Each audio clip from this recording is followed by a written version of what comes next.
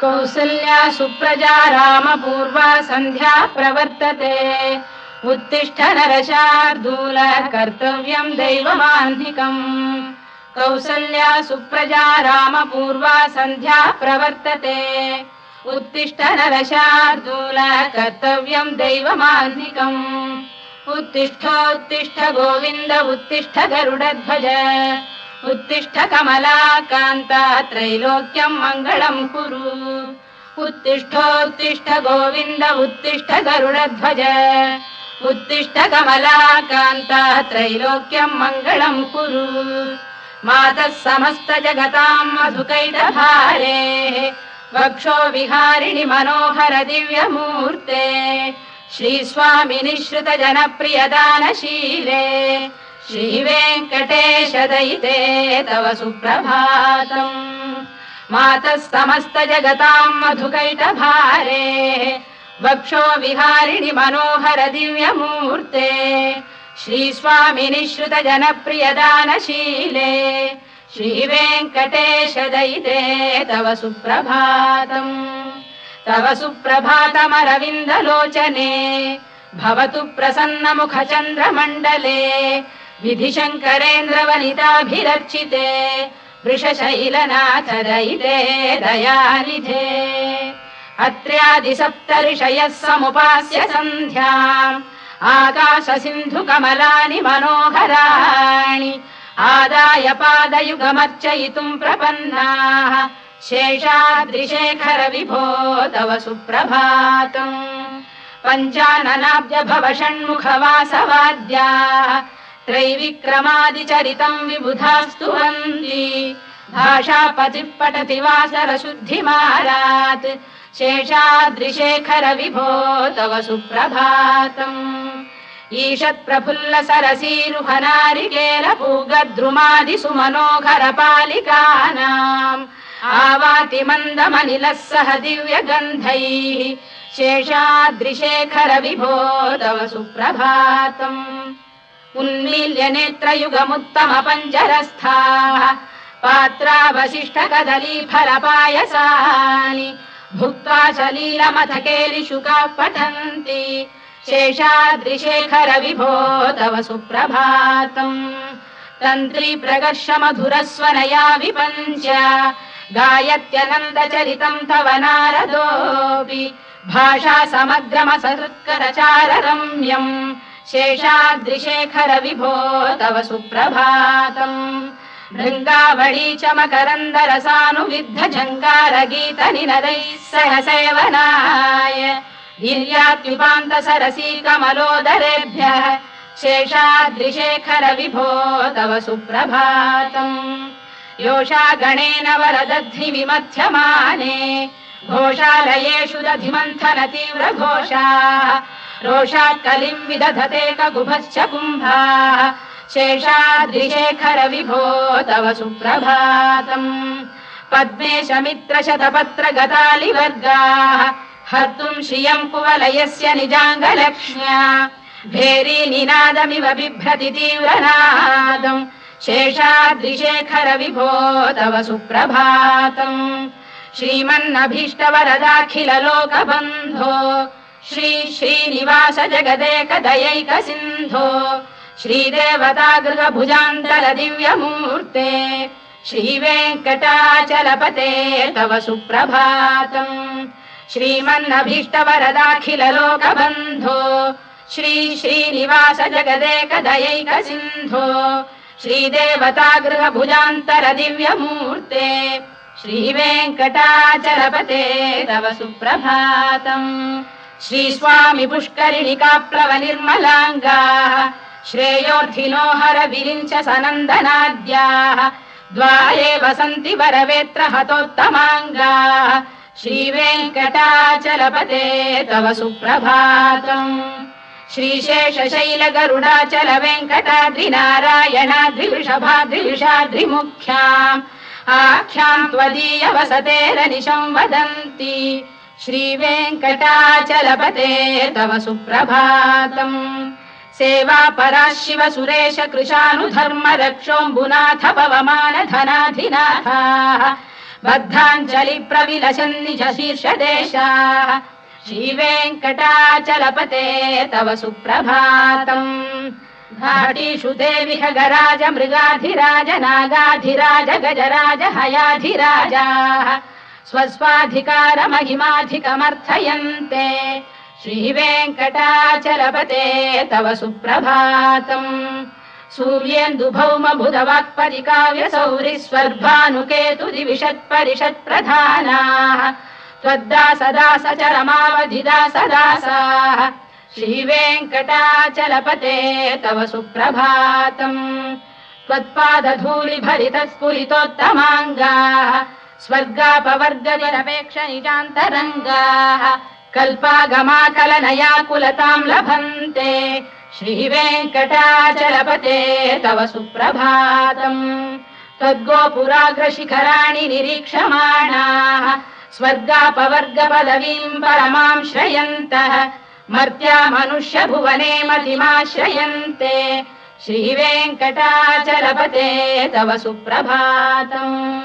श्रीभूमिनायक दयादिगुणामृताब्धे देवादिदेव जगदेक शरण्यमूर्ते श्रीमन्ननन्त गरुडादिभिरर्चिताङ्घ्रे श्रीवेङ्कटाचलपते तव सुप्रभातम् श्रीपद्मनाभ पुरुषोत्तम वासुदेव वैकुण्ठ माधव जनार्दन चक्रपाणे श्रीवत्स चिह्न शरणागत पारिजात श्रीवेङ्कटाचलपते तव सुप्रभातम् कन्दर्पदर्पहर सुन्दर दिव्यमूर्ते कान्ताकुजाम्बुरुह कुड्मललोल दृष्टे कल्याण निर्मल गुणाकर दिव्य कीर्ते श्रीवेङ्कटाचलपते तव सुप्रभातम् मीनाकृते कमठकोल नृसिंहवर्णिन् स्वामिन् परश्वत तपोधन रामचन्द्र शेषांश रामयदुनन्दन कल्किरूप श्रीवेङ्कटाचलपते तव सुप्रभातम्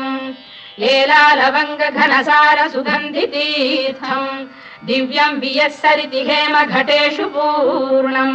धृत्वाद्य वैदिक शिखामणयः प्रहृष्टाः तिष्ठन्ति वेङ्कटपते तव सुप्रभातम् भास्वानुदेति विगचानि सरोरुहाणि सम्पूरयन्ति निनदैः कगुभो विहङ्गाः श्रीवैष्णवाः सततमर्थितमङ्गलास्ते धामाश्रयन्ति तव वेङ्कट सुप्रभातम् ब्रह्मादयः सुरवराः समहर्षयस्ते सन्तः सनन्दन मुखास्तव योगिवर्याः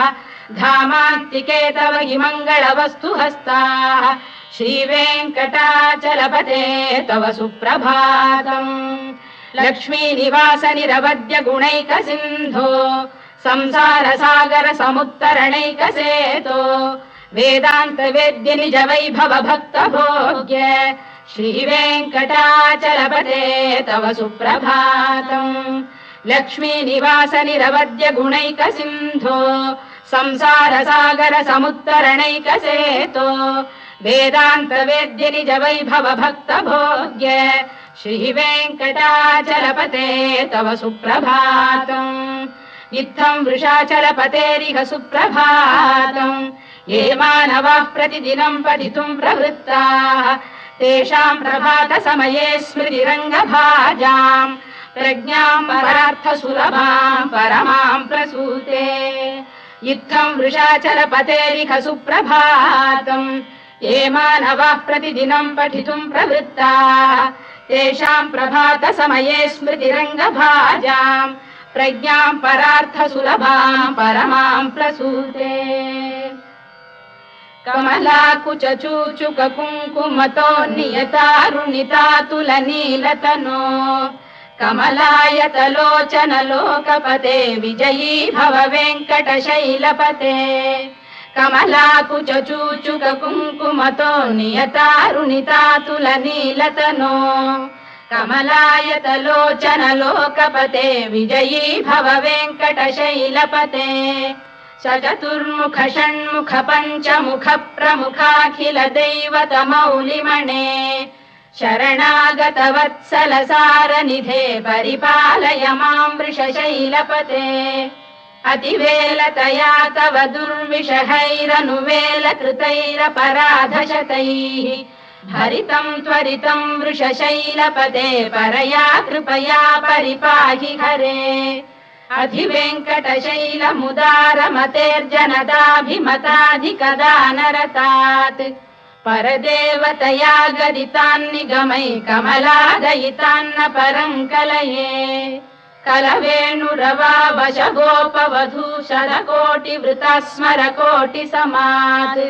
रतिवल्लविकाभिमतात् सुखदात् वसुदेवसुतान्न परं कलये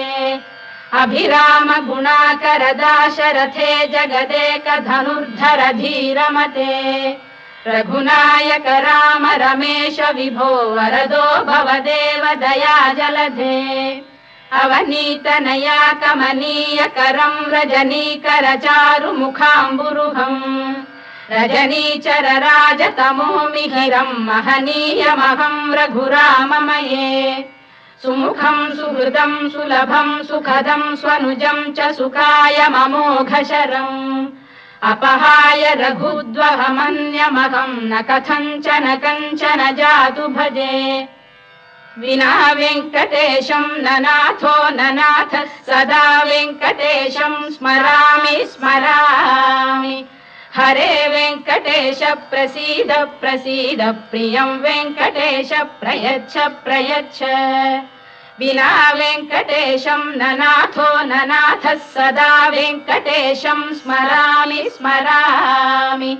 हरे वेङ्कटेश प्रसीद प्रसीद प्रियं वेङ्कटेश प्रयच्छ प्रयच्छ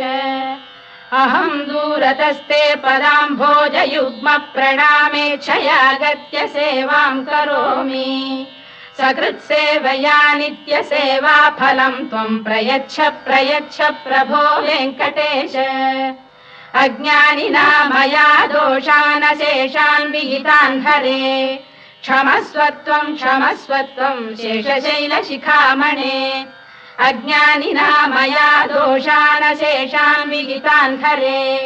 क्षमस्वत्वं शेषशैलशिखामणे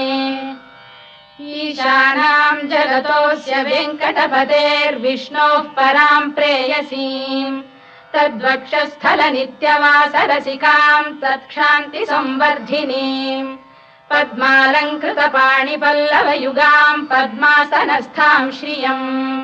वात्सल्यादिगुणोज्ज्वलां भगवतीं वन्दे जगन्मातरम् ईशानां जगतोऽस्य वेङ्कटपतेर्विष्णोः परां प्रेयसीं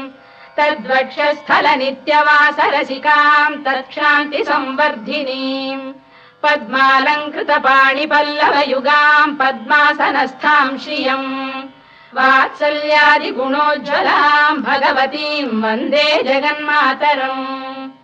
श्रीमन्कृपाजलनिधे कृत सर्वलोक सर्वज्ञ शक्तनतवत्सल सर्वशेषिन् स्वामिन् सुशील सुलभाश्रित पारिजात श्रीवेङ्कटेश चरणौ शरणं प्रपद्ये श्रीमन्कृपाजलनिधे कृत सर्वलोक सर्वज्ञ शक्तनतवत्सल सर्वशेषिन् स्वामिन् सुशील सुलभाश्रित पारिजात श्रीवेङ्कटेश चरणौ शरणं प्रपद्ये आनूपुरार्पित सुजात सुगन्धि पुष्प सौरभ्य सौरभकरौ समसन्निवेशौ सौम्यौ सदानुभवनेऽपि नवानुभाव्यौ श्रीवेङ्कटेश चरणौ शरणं प्रपद्ये सद्यो विकासि समुदित्वर सान्द्र राग सौरभ्य निर्भर सरोरुह साम्यवार्ताम् सम्यक् शुसाहसपदेषु विलेखयन्तौ श्रीवेङ्कटेश चरणौ शरणं प्रपद्ये रेखामयध्वज सुधाकलशातपद्रवज्राङ्कुशाम्बुरुहकल्पकशङ्खचक्रैः भव्यैरलङ्कृततलौ परतत्त्वचिह्नैः श्रीवेङ्कटेश चरणौ शरणं प्रपद्ये ताम्रोदरद्युतिपराजित पद्मरागौ बाह्यैर्महोभिरभिभूत महेन्द्रनीलौ उद्यन्नखांशुभिरुदस्त शशाङ्कभासौ श्रीवेङ्कटेश चरणौ शरणं प्रपद्ये सप्रेम भीति कमलाकर पल्लवाभ्याम् संवाहनेऽपि सपदिक्लममादधानौ कान्थाववाङ्मनस गोचरसौ कुमार्यौ श्रीवेङ्कटेश चरणौ शरणं प्रपद्ये लक्ष्मी महीतदनुरूप निजानुभाव नीलादि दिव्य महिषीकर पल्लवानाम् आरुण्य संक्रमणतः किल सान्द्ररागौ श्रीवेङ्कटेश चरणौ शरणं प्रपद्ये निद्यानमद्भि शिवादि किरीटकोटि प्रत्युक्त दीप्त नवरत्न महप्ररोहैः नीराजना विधिमुदारमुपादधानौ श्रीवेङ्कटेश चरणौ शरणं प्रपद्ये विष्णु पदे परम इत्युदित प्रशंसौ यौ मध्व उत्स इति भोग्यतयाप्युपातौ भूयस्ततेति तव पाणितल प्रतिष्ठौ श्रीवेङ्कटेश चरणौ शरणं प्रपद्ये पार्थाय तत्सदृश सारथिना त्वयैव यौ दर्शितौ स्वचरणौ शरणं व्रजेति भूयोऽपि मह्यमिहतौ करदर्शितौ ते श्रीवेङ्कटेश चरणौ शरणं प्रपद्ये मन्मूर्धिकालियपणे विकटाटवीषु श्रीवेङ्कटाद्रिशिखरे शिरसि श्रुतीनाम् चित्तेऽप्यनन्य मनसां सममाहितौ ते श्रीवेङ्कटेश चरणौ शरणं प्रपद्ये अम्लानघृष्यदवनीतलकीर्ण पुष्पौ श्रीवेङ्कटाद्रिशिखराभरणायमानौ आनन्दिताखिल मनोनयनौ तवैतौ श्रीवेङ्कटेश चरणौ शरणं प्रपद्ये प्रायः प्रपन्न जनता प्रथमावगाह्यौ मातुस्तनाविव शिशोरमृतायमानौ प्राप्तौ परस्पर तुलामतुलान्तरौ ते श्रीवेङ्कटेश चरणौ शरणं प्रपद्ये सत्त्वोत्तरै सतत सेव्य पदाम्बुजेन संसार तारक दयार्द्रदृगञ्चलेन सौम्योपयन्तृमुनिना मम दर्शितौ ते श्रीवेङ्कटेश चरणौ शरणं प्रपद्ये सत्त्वोत्तरै सतत सेव्य पदाम्बुजेन संसार तारक दयार्द्रदृगञ्चलेन सौम्योपयन्तृमुनिना मम दर्शितौ ते श्रीवेङ्कटेश चरणौ शरणं प्रपद्ये श्रीशश्रिया घटिकया त्वदुपाय भावे प्राप्ये त्वयि स्वयमुपेय दया स्फुरन्त्या नित्याश्रिताय निरवद्य गुणाय तुभ्यम् स्यां किङ्करो वृषगिरीश न जातु मह्यम् श्रीशश्रिया घटिकया त्वदुपाय भावे प्राप्ये त्वयि स्वयमुपेय दया स्फुरन्त्या नित्याश्रिताय निरवद्य गुणाय तुभ्यम् स्यां किङ्करो वृषगिरीश न जातु मह्यम् श्रियकान्ताय कल्याण निधये निधयेऽर्थिनाम् श्रीवेङ्कटनिवासाय श्रीनिवासाय मङ्गलम् श्रियकान्ताय कल्याण निधये निधयेऽर्थिनाम् श्रीवेङ्कटनिवासाय श्रीनिवासाय मङ्गलम् लक्ष्मी सविभ्रमालोक सुभ्रू विभ्रम चक्षुषे चक्षुषे सर्वलोकानां वेङ्कटेशाय मङ्गलम् श्रीवेङ्कटाद्रिशृङ्गाग्रमङ्गलाभरणाङ्ग्रये मङ्गलानां निवासाय श्रीनिवासाय मङ्गलम् सर्वावयव सौन्दर्य सम्पदा सर्वचेतसां सदा सम्मोहनायास्तु वेङ्कटेशाय मङ्गलम् नित्याय निरवध्याय सत्यानन्द चिदात्मने सर्वान्तरात्मने श्रीमद्वेङ्कटेशाय मङ्गलम् स्वतः सर्वविदे सर्वशक्तये सर्वशेषिणे सुलभाय सुशीलाय वेङ्कटेशाय मङ्गलम् परस्मै ब्रह्मणे पूर्णकामाय परमात्मने प्रयुञ्जे परतत्त्वाय वेङ्कटेशाय मङ्गलम् आकालतत्त्वमश्रान्तमात्मनामनुपश्यताम् अतृप्त्यमृतरूपाय वेङ्कटेशाय मङ्गलम् प्रायस्वचरणौ पुंसां शरण्यत्वेन पाणिना कृपया दिशते श्रीमद्वेङ्कटेशाय मङ्गलम् दयामृततरङ्गिण्यास्तरङ्गैरिव शीतलैः अभाङ्गैः सिञ्चते विश्वं वेङ्कटेशाय मङ्गलम् श्रद्भूषाम्बरहेतीनां सुषमावकमूर्तये सर्वार्तिशमनायास्तु वेङ्कटेशाय मङ्गलम् श्रीवैकुण्ठविरक्ताय स्वामी पुष्करिणीतटे